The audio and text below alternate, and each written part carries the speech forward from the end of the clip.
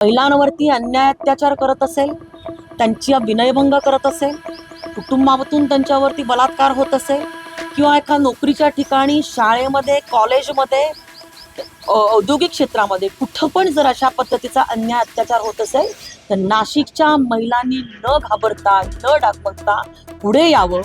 त्यांनी पोलिसांशी संपर्क करावा, आमच्याशी संपर्क करावा. शासन, प्रशासन आणि आम्ही सर्वजण त्यांच्या पाठीशी आहोत. महिलांनी अजिबात घाबरू नये, अन्याय कुठेही सहन करू नये. नाशिकमध्ये गेल्या काही दिवसांपासून म्हणजे खरात प्रकरण असेल, त्याच्यानंतर एरंडेंचं प्रकरण असेल आणि आता तिसरं जे उघडकीस आलेलं आहे हे अत्यंत महिलांवरती होणाऱ्या अन्याय अत्याचारामधली गंभीर प्रकरणं आहेत. खरात प्रकरणाचा वरती राज्याचे मुख्यमंत्री आदरणीय देवेंद्र फडणवीस साहेब यांनी SIT नेमलेली आहे. ती SIT अतिशय चांगल्या पद्धतीने, वेगाने, जलद गतीने त्याच्यावरती काम करत आहे. त्याच्यामध्ये अनेक गुन्हे उघडकीस आलेले आहे आणि पोलीस त्याच्यावरती चांगल्या पद्धतीने काम करत आहेत. दुसरा एरंडेंचा विषय पुढे आला, त्याच्यावरती देखील पोलिसांची कारवाई अतिशय चांगली चालू आहे. आणि तिसरा विषय जो एका नामांकित कंपनीमधला परवा जो उघडकीस आलेला आहे, हा तर अतिशय गंभीर प्रकरण आहे. त्याच्यामध्ये महिलांवरती अन्याय अत्याचार होणं एका चांगल्या मोठ्या नावाजलेल्या कंपनीमध्ये आणि त्याच्यामध्ये धर्मांतरण करून घेणं, गोमांस खायला घालणं आणि नमाज पडायला लावणं, त्यांना रोजे ठेवायला लावणं, ह्या ज्या गोष्टी आत्तापर्यंत आम्ही कायम म्हणत होतो. केरळा फाईल्स हा पिक्चर जेव्हा प्रदर्शित झाला तेव्हा अनेक लोकांनी त्याच्यावरती नाकं मुरडली आणि त्याच्यावरती प्रश्नचिन्ह देखील उपस्थित केले होते. परंतु आज नाशिकमध्ये अशा एका कंपनीमध्ये जो हा प्रकार उघडकीस आलेला आहे तो अत्यंत गंभीर, म्हणजे कशा पद्धतीने हिंदू मुलींचं शोषण करू शकतात.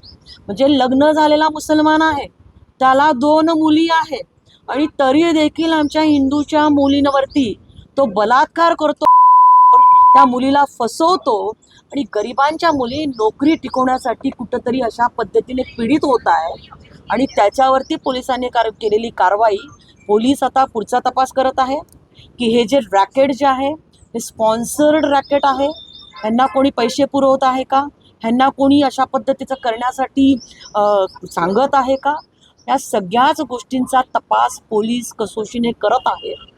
परंतु आम्ही आज भेट खास अशासाठी दिलेली आहे की नाशिकमध्ये एक सुरक्षित वातावरण महिलांच्या दृष्टिकोनातून निर्माण व्हावं आणि महिलांनी देखील पुढे यावं. जर कोणी कुठं महिलांवरती अन्याय अत्याचार करत असेल, त्यांची विनयभंग करत असेल, कुटुंबातून त्यांच्यावरती बलात्कार होत असेल किंवा एका नोकरीच्या ठिकाणी, शाळेमध्ये, कॉलेजमध्ये, औद्योगिक क्षेत्रामध्ये कुठं पण जर अशा पद्धतीचा अन्याय अत्याचार होत असेल तर नाशिकच्या महिलांनी न घाबरता, न डागमगता पुढे यावं. त्यांनी पोलिसांशी संपर्क करावा, आमच्याशी संपर्क करावा. शासन, प्रशासन आणि आम्ही सर्वजण त्यांच्या पाठीशी आहोत. महिलांनी अजिबात घाबरू नये, अन्याय कुठेही सहन करू नये. आणि पोलिसांना आम्ही आता विनंती केली आहे की तुम्ही तपास चांगल्या पद्धतीने करतायत, परंतु जशा पद्धतीने नाशिक जिल्हा कायद्याचा बालेकिल्ला म्हणून एक मिशन राबवलं गेलं. आम्ही तिन्ही आमदार आणि अध्यक्ष एक 4 महिन्यांपूर्वी आम्ही माननीय मुख्यमंत्री महोदयांना भेटलो होतो, माननीय पोलीस आयुक्तांना भेटलो होतो आणि त्यानंतर पोलीस आयुक्त साहेबांनी एक मिशन ह्या शहरामध्ये राबवलं होतं. तशीच आम्ही त्यांना विनंती केलेली आहे आज तिन्ही आमदारांनी, आमच्या अध्यक्षांनी, की आपण, आमचे सर्व पदाधिकारी होते, की आपण ह्या विषयाच्या बाबतीमध्ये महिलांच्या सुरक्षितेच्या दृष्टिकोनातून mission 0 tolerance against the crime against the woman हे आपण राबवावं. आपण एक सुरक्षिततेच्या भावना निर्माण करावी. एक हेल्पलाईन नंबर खास महिलांसाठी आपण उपलब्ध करून द्यावा आणि जनजागृती जी आहे मोठ्या प्रमाणामध्ये शहरामध्ये दामिनी पथक असेल, पोलिसांनी देखील करावी आणि आम्ही देखील आमच्या संघटना ज्या आहेत त्यांच्या माध्यमातून आमचे पदाधिकारी देखील करतील. आम्ही देखील काही कंपन्यांमध्ये भेट देऊ आणि परवा मी आणि सीमाताई आणि राहुल भाऊ कलेक्टरांशी बोललेलो आहोत.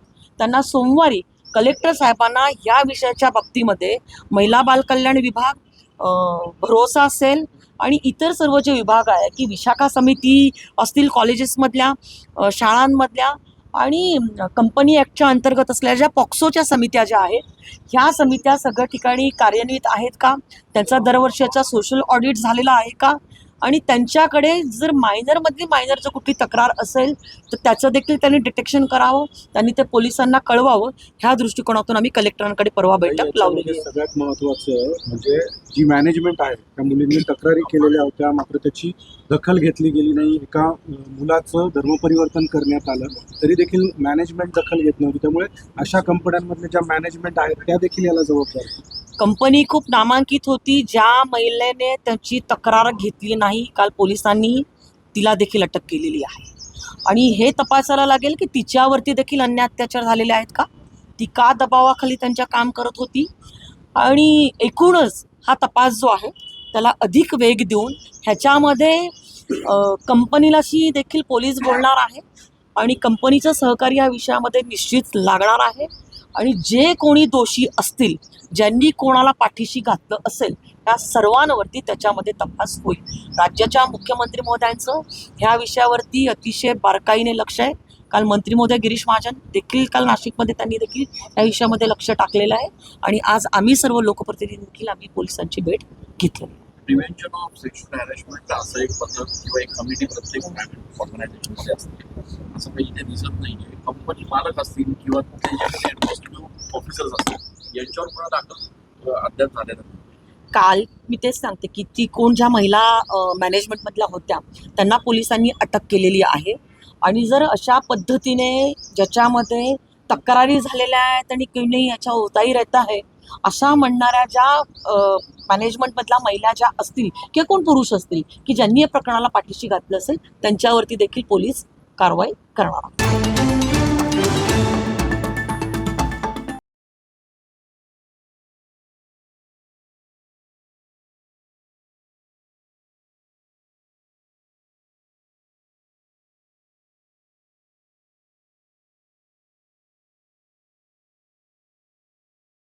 त्याच्यामुळे काय झालं की थोडंसं नाशिकचं नाव खूप खराब होतं. तर ते प्रकरणामध्ये आपण थोडंसं जनजागृती करून मुलांना एखादा स्पेशल हेल्पलाईन गव्हर्नन्स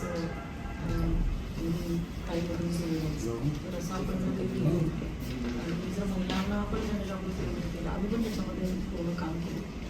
परवा मी आता जिल्हाधिकाऱ्यांची पण आम्ही बोलवली, तर शाखा समिती असतील किंवा कमिट्या ज्या आहेत सगळ्या पुण्याच्या ते जर आपण जरा थोडंसं दांडी पद्धतीने सगळ्या आपल्याकडे पोलीस उपायुक्त पण महिला आहेत.